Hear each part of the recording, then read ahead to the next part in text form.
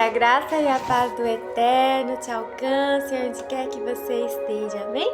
A palavra do Senhor para os nossos corações hoje é Gálatas capítulo 2, onde diz assim, o apóstolo Paulo é quem está dizendo: 14 anos depois eu voltei para Jerusalém com Barnabé e levei Tito comigo. Voltei para lá porque Deus me revelou que eu devia fazer isso. Ali, numa reunião particular com os líderes da igreja, eu expliquei a eles a mensagem do evangelho que anuncio aos não-judeus.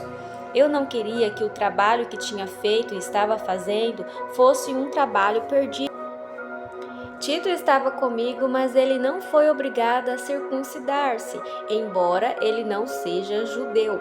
Porém, alguns tinham se juntado ao nosso grupo, fazendo de conta que eram irmãos na fé e queriam circuncidá-lo.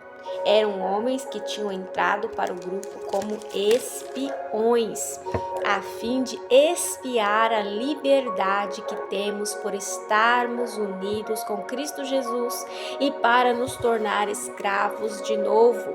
Mas em nenhum momento nós cedemos, pois queríamos que vocês tivessem o verdadeiro evangelho. E aqueles que pareciam ser os líderes da igreja, digo isso porque para mim não importa o que eles eram, pois Deus não julga pela aparência, aqueles líderes, repito, não me deram nenhuma ideia nova.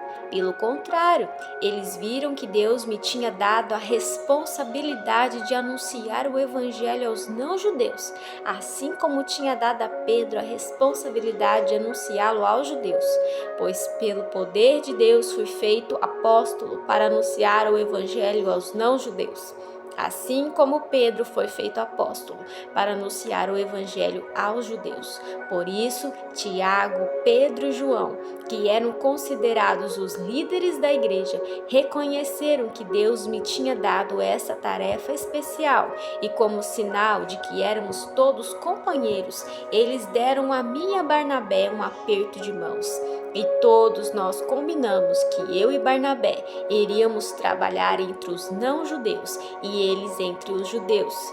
Eles nos pediram só uma coisa, que lembrássemos dos pobres das igrejas deles, e isso eu sempre tenho procurado fazer. Amém? Aqui o Senhor nos mostra claramente o agir do inimigo na vida de Paulo. Paulo estava sendo usado por Deus de uma forma extraordinária, levando o evangelho a muitas cidades, né? Ele foi o que mais viajou, ele foi a lugares que os outros apóstolos não conseguiram ir. Ele abriu muitas igrejas, né? Ele foi responsável ali pelo resgate de muitas e muitas almas mesmo. E em vários momentos da vida de Paulo, o inimigo tentou barrar ele de várias formas. E aqui nós vemos que ele levantou agentes dele dentro da igreja para tentar atrapalhar Paulo, para poder impedir que ele rompesse ali. Paulo foi levantado por Deus, chamado por Deus para pregar o evangelho, para levar ali a salvação, a notícia da salvação aos não-judeus. E ele deixou isso bem claro até o ponto dele mostrar para Pedro em uma visão que essa era a vontade dele, sim. A partir daquele momento ali, quando Jesus veio, essa era a intenção do Senhor agora, não apenas salvar o povo de Israel, mas salvar a toda a humanidade, a todos aqueles que quisessem aceitar o plano de salvação dele. Então ele levanta Paulo, né, para poder levar essa boa notícia, né, da salvação, da oportunidade que eles tinham de ser salvos, que agora eles poderiam ser aceitos como filhos, se assim eles quisessem, que Deus os amava, que Deus os queria para perto deles, né, que Deus queria encher eles, usar eles e tudo mais. E o inimigo se levantou muito contra Paulo para tentar fazer com que ele fosse desacreditado, né, e que as pessoas não acreditassem, não confiassem de que Deus levantou ele, que Deus queria agora salvar os não-judeus. Então foi um impasse muito grande, e uma das questões que eles levantavam era a questão da circuncisão, porque eles acreditavam que até tudo bem dos não-judeus serem aceitos por Deus, porém eles teriam que se submeter às tradições, aos usos, aos costumes, às leis deixadas ali por Moisés, né?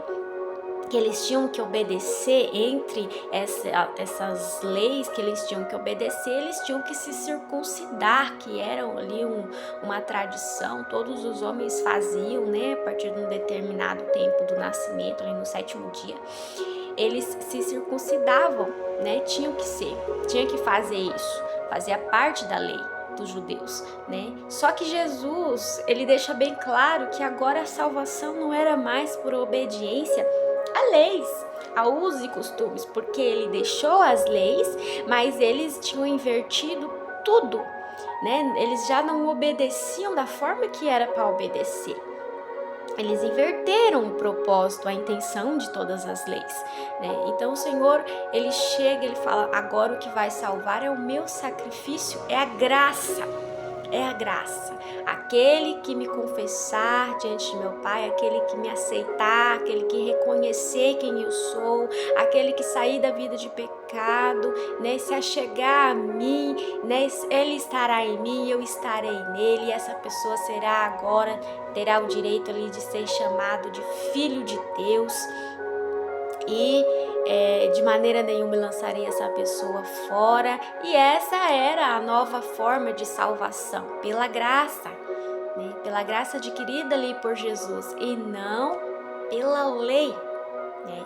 E eles tinham um impasse muito grande colocado ali pelo inimigo, que é muito astuto, e colocou ali pessoas para estar o tempo todo confrontando Paulo. Mas Deus deu graça a Paulo, porque quando é Deus que nos dá uma promessa, quando é Deus que nos levanta para algo, ele faz, e ponto final. E não tem quem possa ir contra a vontade do Senhor. Pode se levantar, pode murmurar, pode levantar falso testemunho, pode acusar, pode prender, pode bater, pode fazer o que quiser. Mas quanto mais essa pessoa foi esmagada, mais fruto, mais almas, né? Mais ela ganha, mais pessoas ela arrasta para Cristo, porque não é sobre ela, é sobre a vontade de Deus. E não há quem possa se levantar contra a vontade de Deus. Amém? Que você receba essa mensagem no seu coração, em nome de Jesus, e que nós venhamos a entender que o inimigo, ele usa várias estratégias para nos confundir e para atrapalhar o propósito de Deus nas nossas vidas, né? E ele usa quem for necessário. Nós sabemos que dentro da igreja não existe só ovelhas, existem ovelhas e existem bodes disfarçados de ovelhas, né? E esses bodes, eles têm aí a tendência de serem usados pelo inimigo para atrapalhar. São pessoas que elas não rompem e elas não querem que ninguém rompa também. São pessoas que são presas muitas vezes em certos pensamentos antigos, e elas não conseguem ver que Deus é um Deus de coisas novas, mas que Deus é um Deus engessado, que do jeito que era sempre vai ser. Certas coisas sim, mas certas coisas não, porque o Senhor opera do jeito que Ele quer, né? Cada era são pessoas diferentes, são modos diferentes de Deus operar, de Deus falar, né? São pessoas com mentalidades diferentes, coração diferente. Com cada um de nós, Deus fala de uma forma diferente, Deus chama de uma forma diferente. Os princípios da palavra dele serão sempre os mesmos.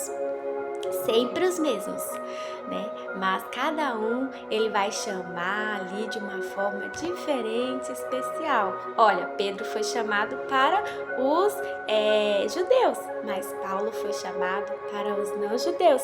Porém, ambos, né, foram chamados com o mesmo propósito: ganhar almas. Amém? O Eterno te ama.